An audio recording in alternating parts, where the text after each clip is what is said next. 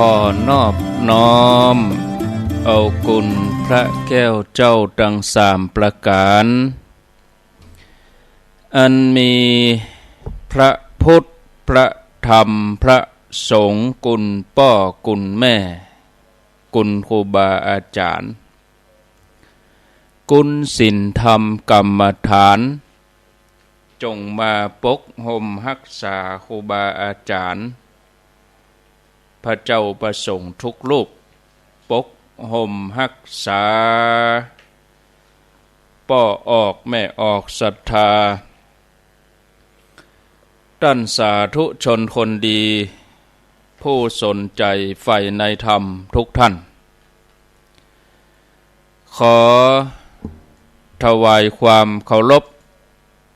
แสดงความนับถือพระมหาเถระพระเถรานุเถระเจ้าคณะพระสังฆาธิการครูบาอาจารย์ที่เปิดวิทยุฟังอยู่ที่วัดที่ว่าเวลานี้บ่ว่าจะเป็นหลวงป่อหลวงลุงตุลุงตุปีตุน้องเปื้อนสหธรรมพระสงฆ์ทั้งหลายจุตนจุองค์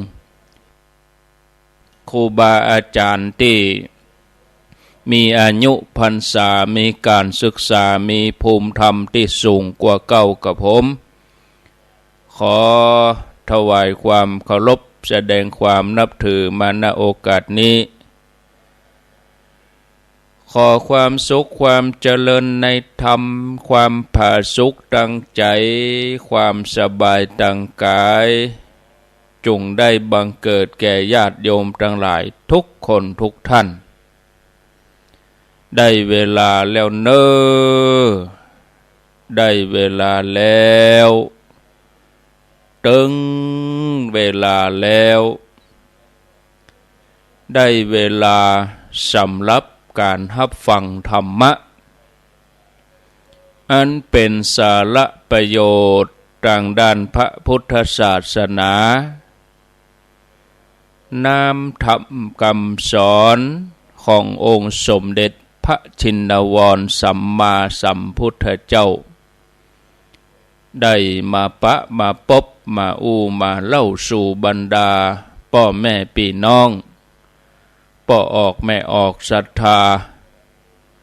ท่านสาธุชนคนดีทั้งหลายแล้วไผที่ยังบ่ลุกเตื้อกะเกียมตัวลุกมาได้แล้วเน้อลุกมาได้แล้วตื่นมาได้แล้วญาติโยมท่านทั้งหลายหลับลุกเจ้ากินพักตั้งป่ายหลับลุกควายกินพักตั้งเก้าลุกเจ้าได้หลายลุกควายได้น้อยหลับลุกเจ้าเป็นเจ้าตั้งหลายหลับลุกควายปาเฮือลูกหลานเป็นหนี้เป็นข้าเน้อตื่นมาเหียเน้อลุกมาเหียเน้อลุกเน้อลุกเน้อลุกลุกลุกลุกลุกตื่นตื่นตื่นตื่นตื่นตื่นได้แล้วลุกได้แล้วญาติโยมท่านทั้งหลายลุกเจ้าตื่นตัวเจ้าบัวกาบอาหันเยื่องนาพังพร้อมลุกควายบ่ตันหนตางกีดก้อมก้าตัวบ่ต้อมปุ่นอายจุงเก่งเข้าไว้อย่าไปเฮือขวายต่อหน้าสบายจำไว้เน้อเจ้าจำไว้เน้อเจ้าอรุณสวัสดิ์ธรรมะสวัสดีสวัสดียามเจ้าญาติโยมท่านผู้ฟังทั้งหลายยินดีต้อนรับเข้าสู่รุ่งอรุณวันใหม่ปะกันเจ้านี้เป็นเจ้าของวันจันทร์ที่16เดือนตุลาคมพุทธศักราช2566วันนี้เป็นวันเดือนเกียงขึ้น2 ค่ำพร่ำว่าเป็นวันจันทร์ เดือนเกียงนี่เสีย2 วันเด้อเกียง59เสียติดกับจันทร์ญาติโยมทั้งหลายเกียง59ละวิจันตังวันนี้เป็นวันเสียประจำเดือนแต่ว่าก็แม่นญาติโยมเกียง59เดือนนี้เดือนเกียงแล้วก็จะเดือนยี่ละเหลือแถม15 วันตีเป็นเกิงเดือนก็จะออกพรรษาละญาติโยมออกพรรษาในวันที่29ตุลาคมออกพรรษาปลายเดือนตุลาคมแล้วก็เดือนตุลาคมนี่ก็ย่างเข้าสู่กลางเดือนนะเดือนตุลาคมนี่เป็นเดือนที่10นะเดือนที่10ของปีหนึ่งมีอยู่12 เดือนถ้าเป็นเดือนสากลนะเพิ่งก็นับ1 มกรา2 กุมภา3 มีนาเดือนที่4 เมษาเดือนที่5 มิถุนา6 พฤษภา5 พฤษภา6 มิถุนา7 กรกฎาคม8 สิงหา9 กันยา10 ตุลา11ก็พฤศจิกาเดือน12ก็เดือนธันวาคมแต่ถ้าเป็นเดือนเมืองเฮานี่ก็เป็นเดือนเกียงถ้าเป็นเดือนตังใต้ก็เดือน11ตังใต้พุ่นนะวันเวลาล่วงไปญาติโยมทั้งหลายโชคดีที่ได้มีลมหายใจตื่นมาเจ้านี้แถมเจ้านึ่งหลายผู้หลายท่านก็ลุกกันมาตั้งแต่ตี 3 ตี 4ลุกมาก็เปิดวิทยุฟังวัน2 วันนี้ที่ห้วยตองซักนี่ก็เงียบไปเนอะญาติโยมเพราะว่ากระแสไฟฟ้าขัดข้องทำให้ระบบจ่ายไฟนั้นมีปัญหาหน้าฝนนี่ตึงอย่างเงี้ยญาติโยมก็จะต้องระมัดระวังนะวันก่อนนี่ฟ้าห้องหนักขะลึงตึงตังฟ้าแมบฟ้าห้องฟ้าข้างฟ้าผ่ากลางวาสาวะฟ้าผ่าข้างวาสาวะพอยังเดือน6 เดือน7นี่เนาะตามปกตินี่ฟ้าห้องขะลึงฟ้าแมบฟ้าข้างนี่ปุ่นกะเดือน7 เดือน8ปุ่นกันเนาะแต่อันนี้หัวหน้าไหนละดูไหนนี่ศูนย์อันกันนะญาติโยมแล้วก็ฝนนี่มืดในตกฮะน่ะตกกำเดียวสะบืดกับแดดออกแถมแล้วแหมสะกำกับเมฆลอยมาหยาดลงฮะน่ะบางทีอยู่อำเภอเดียวกันนี่นะรัศมีบ่ถึง10 กิโลเอาง่ายๆอย่างอำเภอได้หล่อปากตังเจริญตกเลยไปหมอก3 หลังนี่สันติสุขตุงปุยนี่ตกบางทีก็ตกแถวแม่ขานหลังถ้ำ2 แคว3 หลังมาถึงปากตังเจริญไปตั้งใต้ปุ่นบ่ตกหะเมาะเว้นดอยน้อยปุ่นไปตกตาลีอีกก็มีบางทีก็ตกแถวตาลีตกมาถึงดอยน้อยเว้นปากตังเจริญไปตกปุ่นฟ้าหลังสันหินไปตก3 หลังคนอีกมันเป็นอย่างนี้นะอย่าเดี๋ยวบางทีคนลายปิงแท้ๆเนี่ยเหมือนข้าวติดแล้วเนี่ยท่านพระครูสถิตสารคุณว่าฝนตกวัดนักเต้นนักว่าอาตมาไข้หัวใส่บับใจก็ท่านพระครูเปิ่นเอาลงในสื่อพอฝนตกตังน้ำดิบป่าสร้างปากตังเจริญแดดแช่แล่นี่เนี่ยมันบัดแน่ประเด็นนี้ใกล้กันกับมันบ่เหมือนกันตามกรรมโบราณบ่เก่าเข้าไห่เดียว พิกหนึ่งสุกเพิกหนึ่งบ่สุกเนี่ยแล้วก็บางทีเมฆตั้งเข้ามาจัดดีมืดเฮาถึงว่าโอ้นักพ่องเน้อฝนหานี้นะที่เฮาเรียกร้องห้องหามันแรงๆนั่นน่ะอากาศแห้งแล้งต้องการฝนแต่เน้อฝนมันได้จะตกมากองหาคือฝนตกเมฆตั้งกลุ่มมามืดทึกโอ้เอาการเน้อหานี่นายลมพัดไปเมฆสลายตัวตกสักคำอีกก็มีอันนี้ก็เหมือนคำฝันของพระเจ้าเปอร์เซนที่เขาสนที่ว่างัว4 ตัว5 ตัวเนี่ยมาจากคนละทิศละทางตั้งท่าว่าจะมาจนกันเนี่ยหล่นมาจะมาซุบกันเพื่อใกล้จะถึงแยกย้ายกันไปคนตีคนต่างเนี่ยมันคงอย่างนี้เนาะเหมือนเมฆเหมือนฝนเนี่ยก็จะตกสักกรรมเนี่ยญาติโยมมาปะกันแล้วก็บังเอิญได้ขาดแคลวเสียเวลาวันนี้อยู่ด้วยกัน1 ชั่วโมงสำหรับรายการเสียงธรรมแสงอรุณขอบคุณทุกคลื่นทุกสถานีเจ้าหน้าที่ดีเจผู้บริหารผู้จัดการฝ่ายเทคนิคฝ่ายรายการที่เปิ้นเชื่อมสัญญาณนำรายการนี้ไปสู่ผู้ฟังทางบ้านสำหรับอาตมาภาพนั้นก็จะมาปะญาติโยมอยู่3 วันมาปะญาติโยมในวันจันทร์วันพุธวันพัดเวลามาเจ้าแล้วก็วันพุธวันพัดหน้านี่ได้ปะกันเด้อญาติโยมขอแจ้งบอกไว้ล่วงหน้าในช่วงเจ้านะ18-19นี่ได้อยู่ติดธุระเนาะ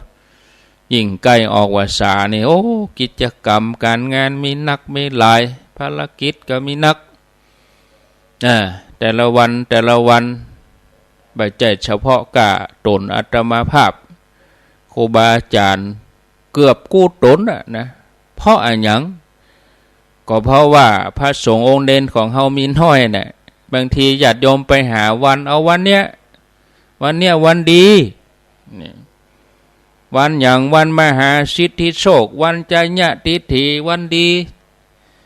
โยมเขาไปหาวันละวันดีได้วันเดียว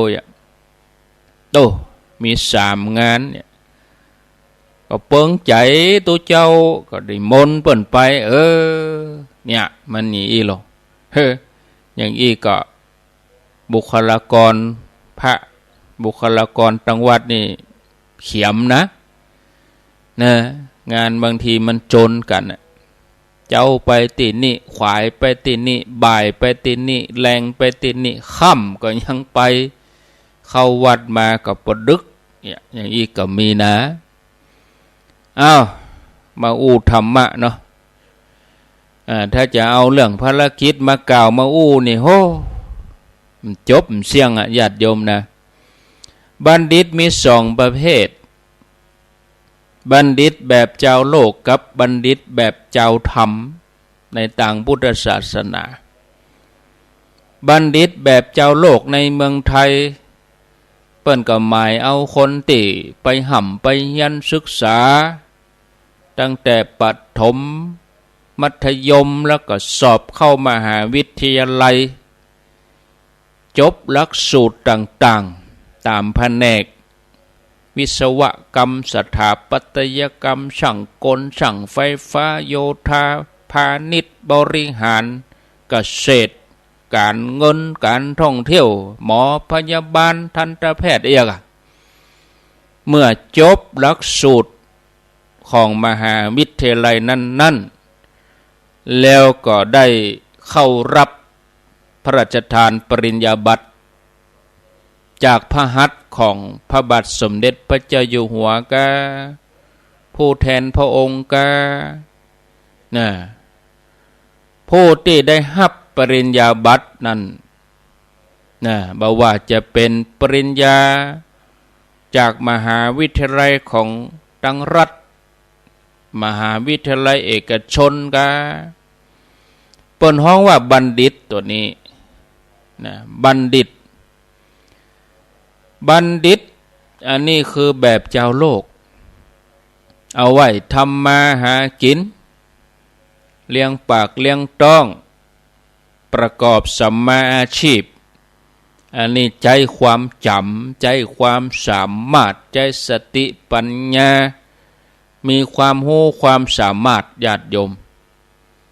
ก็เอาวิชาความรู้นั่นไปแลกเป็นทรัพย์เป็นเงินมาน่ะนกบ่มีคนบ่มีความรู้ก็ขึ้นสู่ที่สูงยาก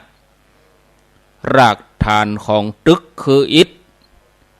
รากฐานของชีวิตคือการศึกษาแต่ก็มีบ่น้อยที่บัณฑิตตกงาน บัณฑิตที่ล้ำคุ้ม มึงอิ่มกันเนาะเรียนจนเพี้ยนก็มีด็อกเตอร์ปริญญายาวเป็นว่าบ่เอาการเอางานการงานบ่มีที่จะทำเตะฝุ่นจะไปยาการอันก็ความรู้นักล้ำทำกับเขาบ่ได้ไปสมัครงานตีห้านเปิ้นก็บ่เอากะจ้างแป้งกะตัวแป้งกะแรงก็แป้งบริษัทห้างร้านก็บ่มีกำลังจ้างคุณก็เริ่มจ้างสักคำยันมาตกงานไปอย่างบางทีก็มีประเภทนี้อย่างอีกก็มีชนิดที่ว่ากรรมบเก่าโบราณที่ว่าความรู้ท่วมหัวแต่เอาตัวบ่รอดบางคนก็ไปจอดที่คุกที่ตารางปุ่นเหียเอาข่าวมานักลุนะความรู้สูงแต่ไปทำผิดกฎหมายค้าขายสิ่งเสพติดสิ่งผิดกฎหมายอยากรวยทางลัดออกนอกลู่นอกทางบางทีก็กลายเป็นคนวิกลจริตผิดปกติก็มี สร้างความวุ่นวายยุ่งยากคือญาติพี่น้องต้องเสาะหาวันนี้ต้องเสาะหาประกาศออกทางสื่อทางข่าว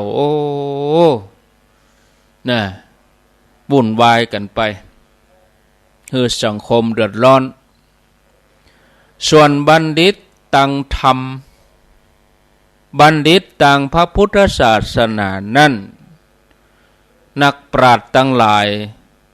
เปิ้นหมายเอาคนที่รู้จักฝึกตนคนที่อบรมตัวเองฝึกตัวเองทรมานตัวเองแล้วก็คนที่ตั้งตนไว้ดีแล้วอบรมดีแล้วได้ชื่อว่าเป็นบัณฑิตที่ฝึกตนคือคนที่ฝึกตัวเก่านี่ปรากฏในภาษิตเป็นตรา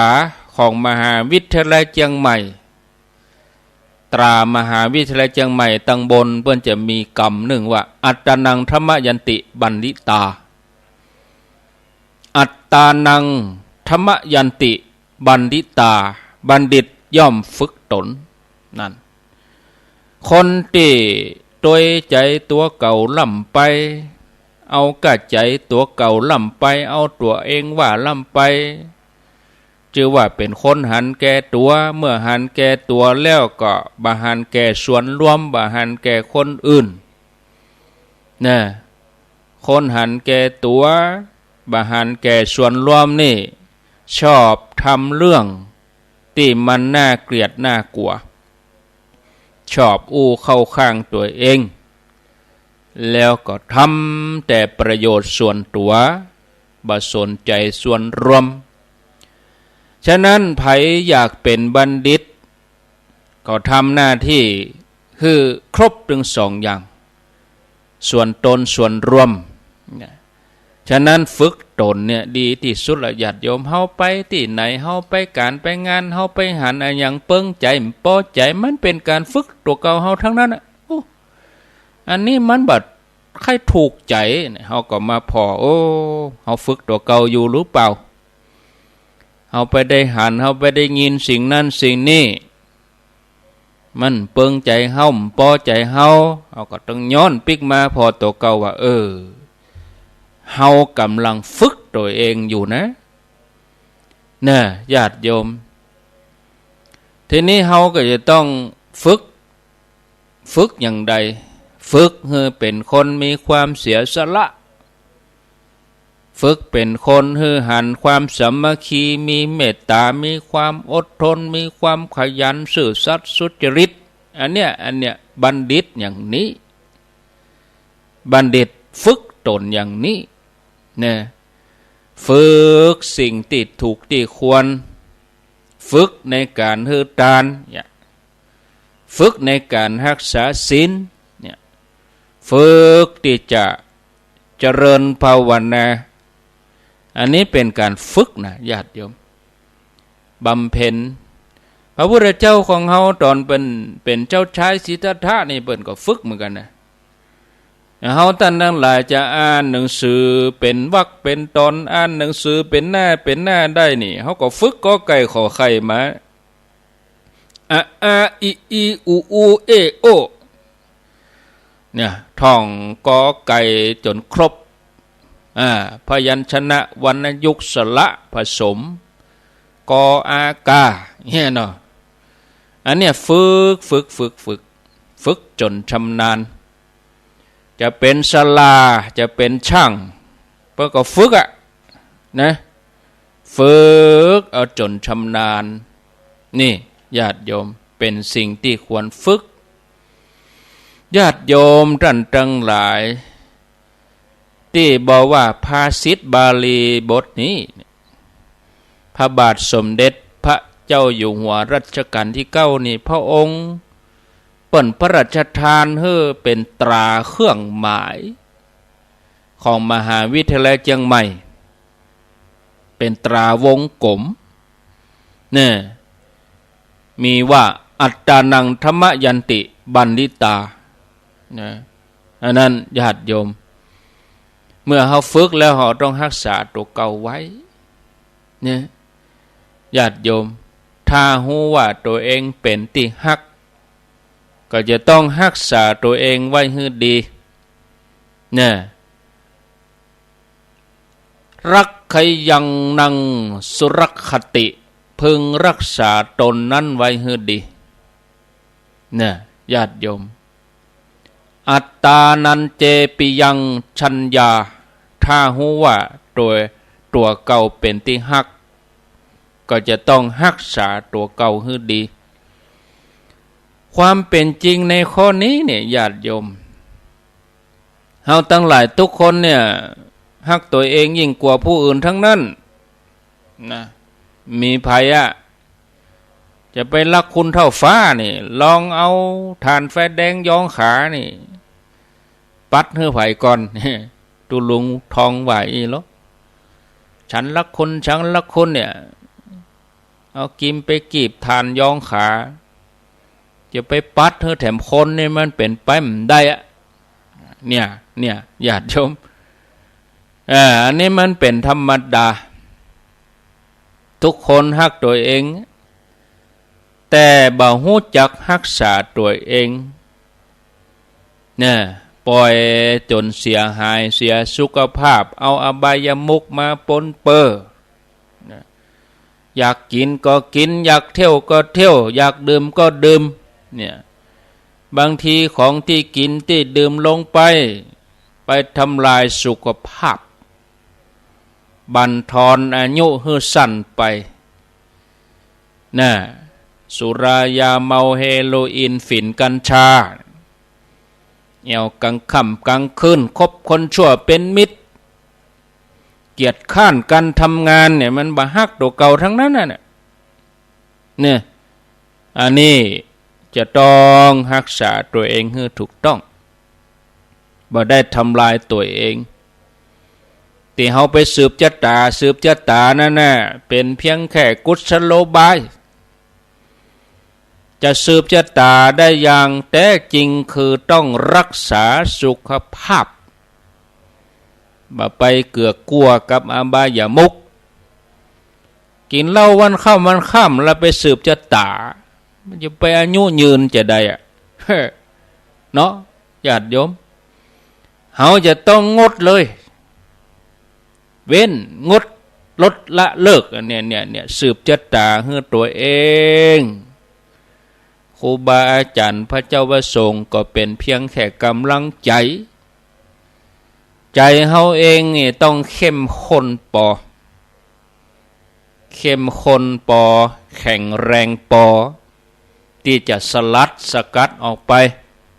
กล้าที่จะลดกล้าที่จะเลิกก็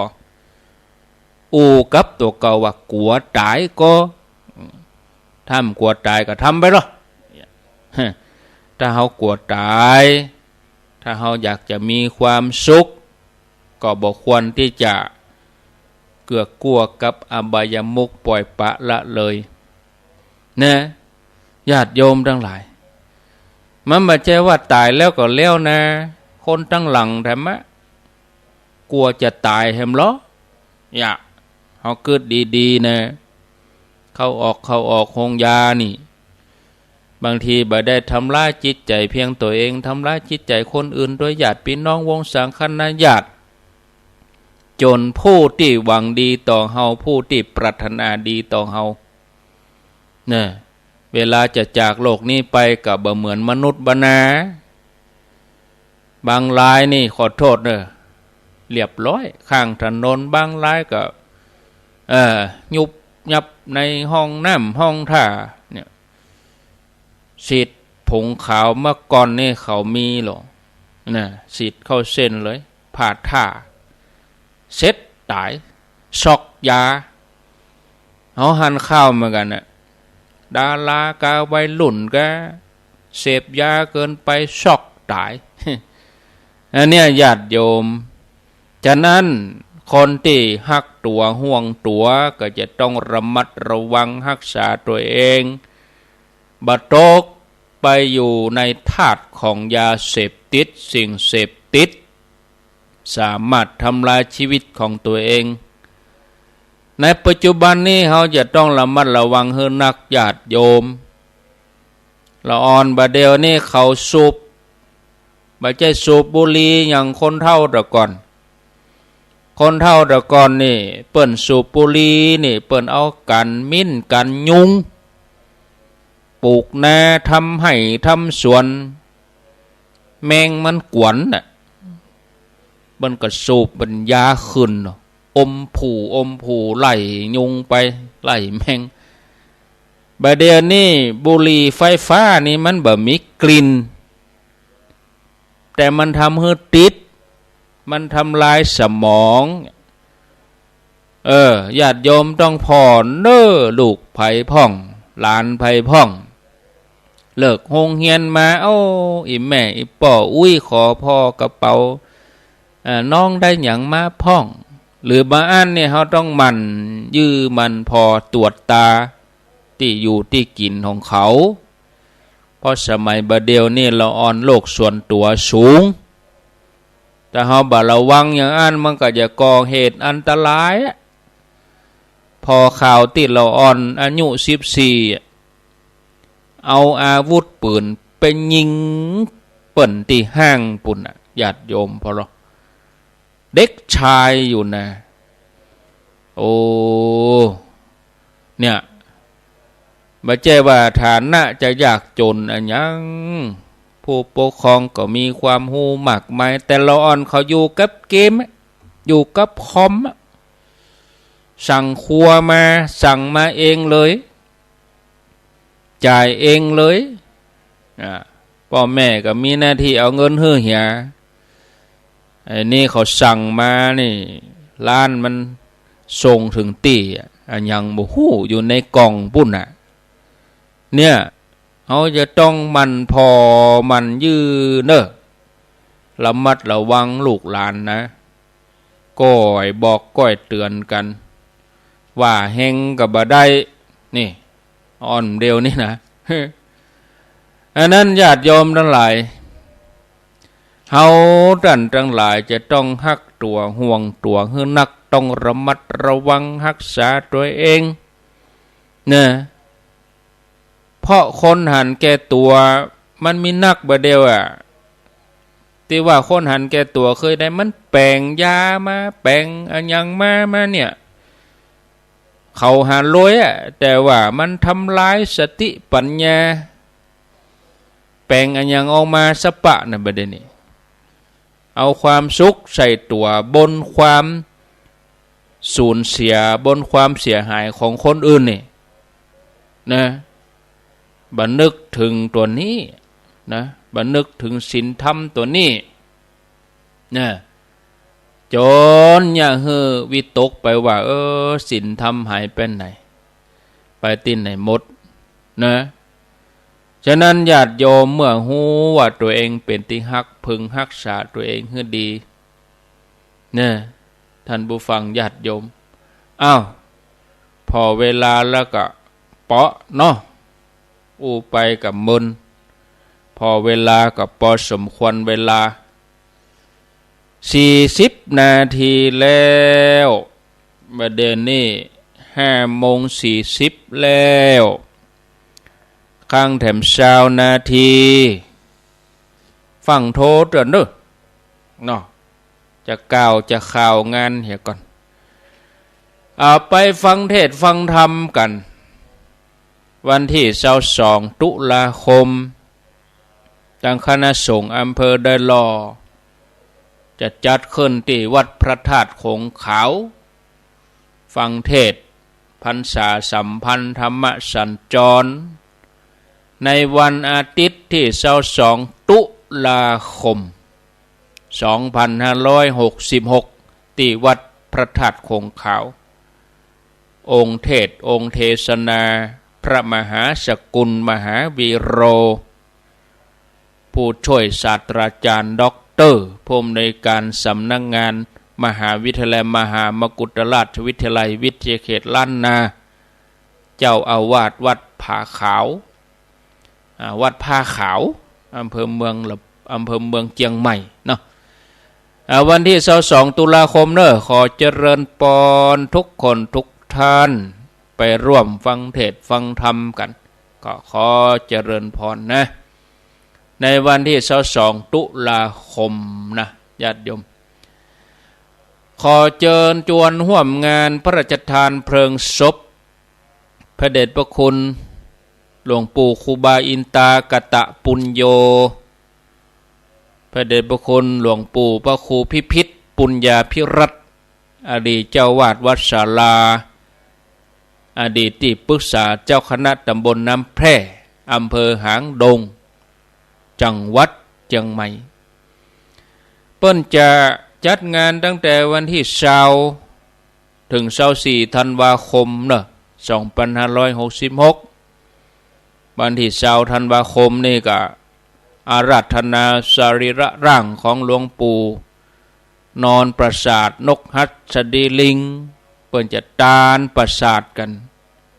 ในวันที่9 โมงเป็นต้นไปแล้วก็เป็นประจำทุกคืนตั้งแต่คืนวันที่20ถึงวันที่23 ธันวาคมนั้นก็มีเทศทุกคืนสวดอภิธรรมทุกคืนภาคกลางวัน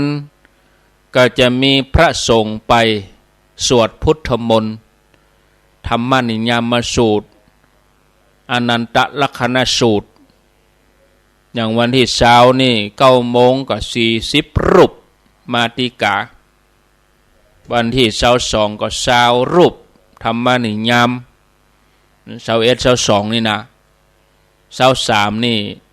สวดพุทธมนต์อนันตลักขณสูตรนี่20 รูปพระราชทานเพลิงศพในวันอาทิตย์ที่24 ธันวาคมอันนี้จำนวน60 รูปด้วยกันนะพระราชทานเพลิงศพที่เมนชั่วคราววัดศาลาหางดงน้ำแพร่ก็ประกาศประชาสัมพันธ์เอิ้นเชิญชวน แล้วก็ตั้งทำหลวงที่ม่อนจอมพ่อนี่ก็วันที่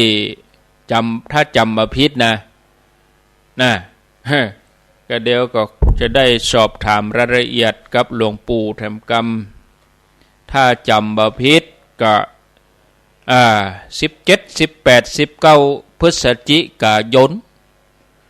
ฟังเทศฟังธรรมตั้งธรรมหลวงที่วัดม่อนจอมพ่อพระสงฆ์นักจัดรายการแล้วก็จะมีละอ่อนลูกหลานนักเรียนมาแสดงละครธรรมนี่ก็แต่ละกันนี่ก็แต่ละโรงเรียนก็จะมาแสดงละครธรรมกันนะประกอบ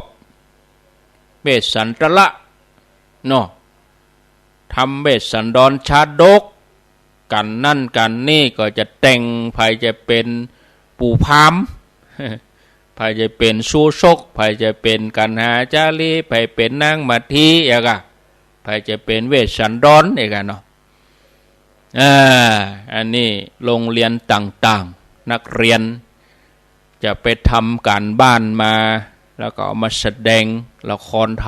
ำที่ม่อนจอมพอก็ไปพอกันไปพอกัน18 19 17 18 19พฤศจิกายน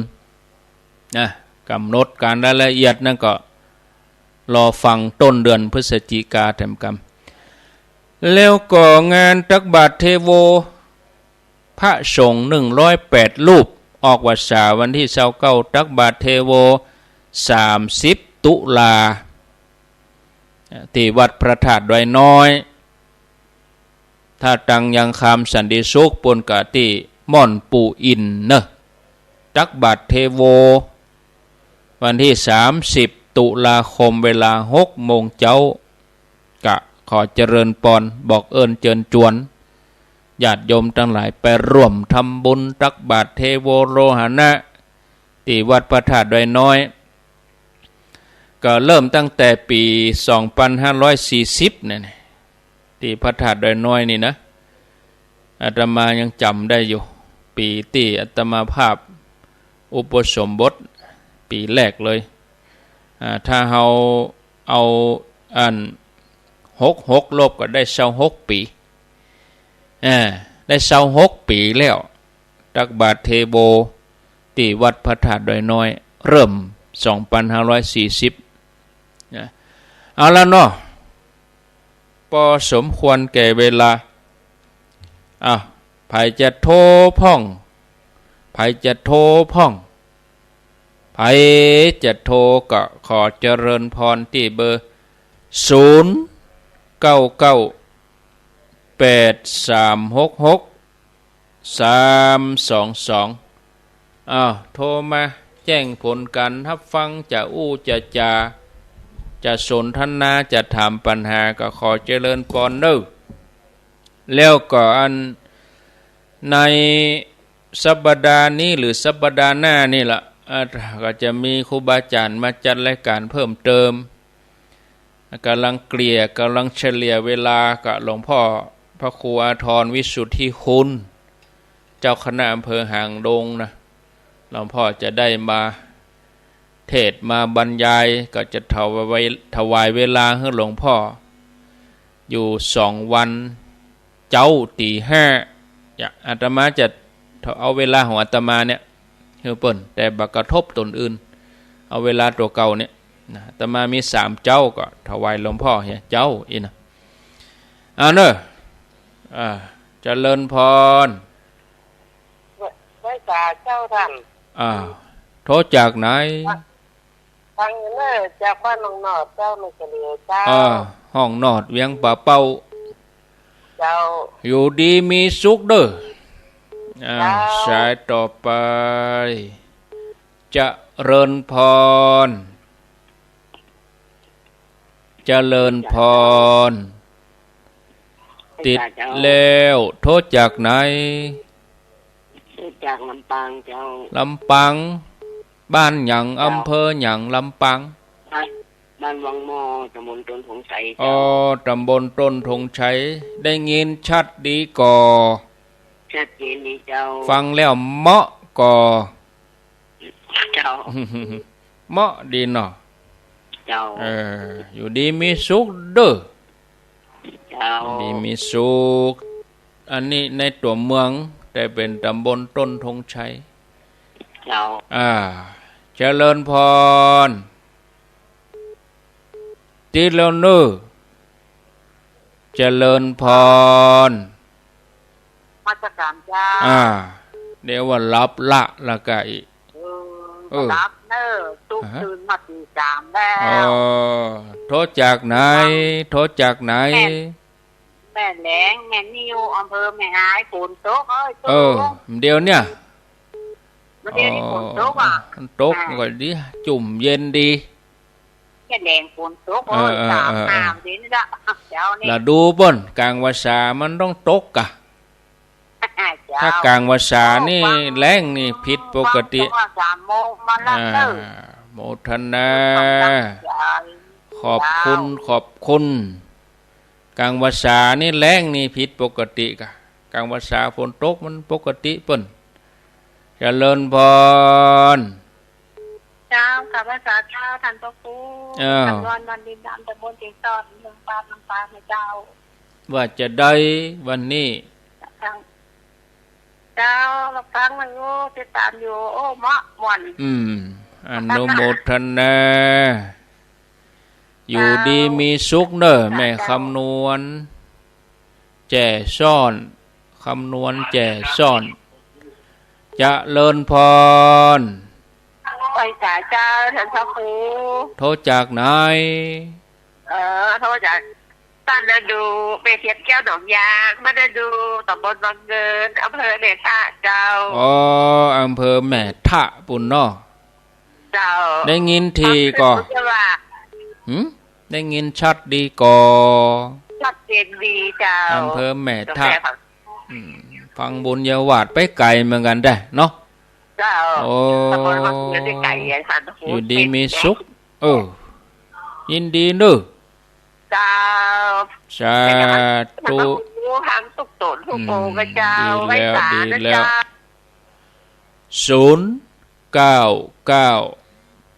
099836632จะเลินพ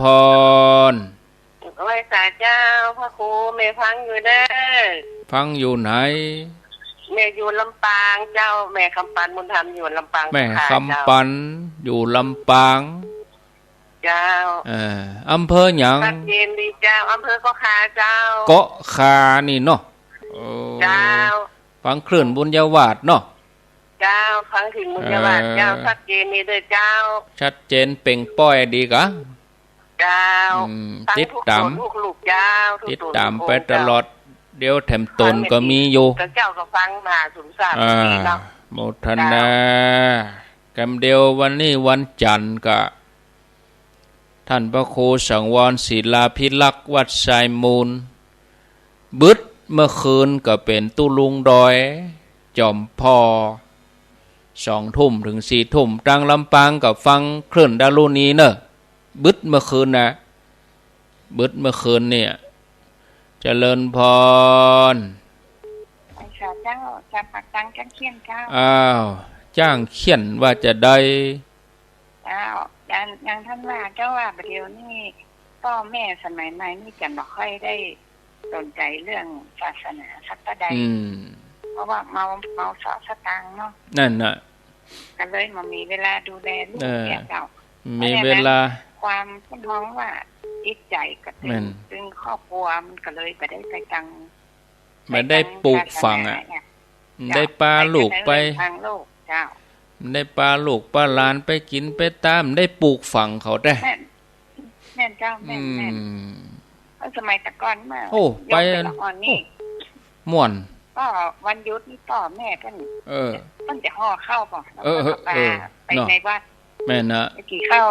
นั่งกินตำพื้นก็ไม้เนี่ยเจ้าหน้าสลากก็ไปนั่งเฝ้าต้นสลากคุณเจ้า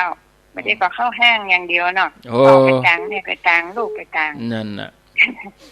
เจ้าเป็นยังไงเจ้าฝนตกยังไงเจ้าโมทนาของกินก็กินเหมือนกันนะเมื่อก่อนก็จำเป็นได้กินน่ะทำกับข้าวอันนี้ก็กินด้วยกันฮั่นเดี๋ยวนี้ลูกกินย่างแม่กินย่างพ่อกินย่างเลยไปคนที่คนต่างจะมานั่งกินข้าวรวมกันนี่ใครมีอ่ะลูกก็ไปกินร้านพ่อแม่ก็ไปกินห้างบ่เมื่อก่อนน่ะไปเก็บผักไปซื้อกะปิไปซื้อไปซื้อกะปิเอารถถีบไปแล้วพ่อก็โบลัวยะแม่เก็บผักใส่ผักแฮะเนี่ยนี่ไปคนตีคนตังมีเข้ามา1 0998366322โยมเขาเมื่อก่อนนี่ก็คือว่าพ่อแม่ปู่ย่าตายายปลูกฝังเนาะบัดเดี๋ยวนี้เราอ่อนเขาลูกควายเขาก็เกรงใจเขาเฮียนะได้ อินดูเขาเขาเฮียนหนังสือเขาชอบอินดูเขาปะลูกป10 โมงพอจะดีกินข้าวตอนละถึงเวลาห้องกินข้าวยังเดียวเขาไปเก่งใจเขาเฮียเดี๋ยวนี่เป็นนะเจริญพรติดแล้วลูกเจริญพร